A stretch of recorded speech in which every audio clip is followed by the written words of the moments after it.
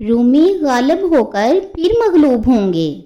یہ واقعہ فارس اور روم کے بارے میں ہے۔ فارس اور روم کی دونوں سلطنتوں میں جنگ چھڑی ہوئی تھی، اور چونکہ اہل فارس مجوسی تھے اس لیے عرب کے مشرکین ان کا غلبہ پسند کرتے تھے، اور رومی چونکہ اہل کتاب تھے اس لیے مسلمانوں کو ان کا فتح یاب ہونا اچھا لگتا تھا۔ خسرو پرویز بادشاہ فارس اور قیصر روم دونوں بادشاہوں کی فوجیں سرزمین شام کے قریب معرکہ آرا ہوئیں، اور گمسان کی جنگ کے بعد اہل فارس غالب ہوئے۔ مسلمانوں کو یہ خبر بڑی گراں گزری، اور کفار مکہ اس خبر سے مسرور ہو کر مسلمانوں سے کہنے لگے کہ تم بھی اہل کتاب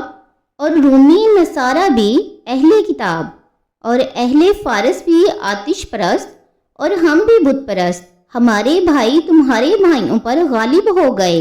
اگر ہماری تمہاری جنگ ہوئی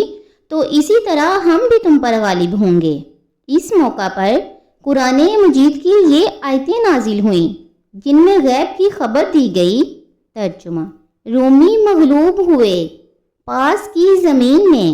اور اپنی مغلوبی کے بعد وہ عنقریب غالب ہوں گے چند برسوں میں۔ سورہ روم، رکوع نمبر 1، پارہ نمبر 21۔ حضرت ابو بکر صدیق رضی اللہ تعالیٰ عنہ نے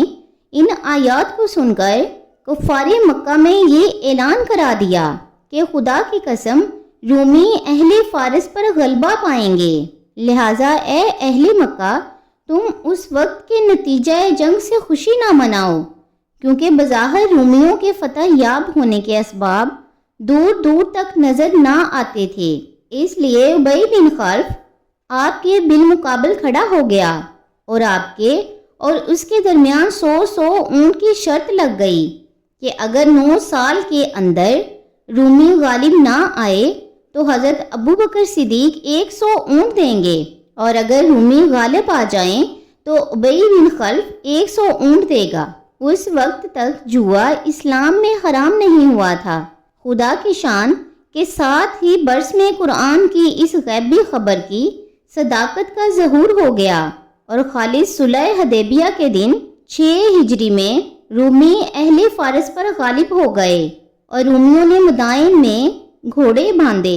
اور عراق میں رومیہ نامی شہر بسایا، اور حضرت ابو بکر صدیق رضی اللہ تعالیٰ عنہ نے شرط کے 100 اونٹ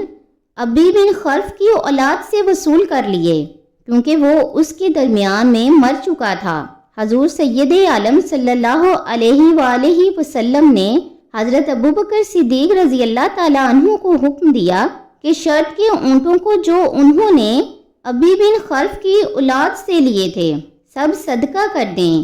اور اپنی ذات پر کچھ بھی صرف نہ کریں۔ درس ہدایت: فارس اور روم کی جنگ میں رومی اس درجہ شکست کھا چکے تھے کہ ان کی عسکری طاقت ہی فنا ہو گئی تھی، اور بظاہر ان کے فتح یاب ہونے کا کوئی امکان ہی نہیں تھا، مگر ساتھ ہی برس میں رومیوں کو ایسی فتح حاصل ہوئی کہ کوئی اس کو سوچ بھی نہیں سکتا تھا۔ رسول اللہ صلی اللہ علیہ وآلہ وسلم کی یہ غیبی خبر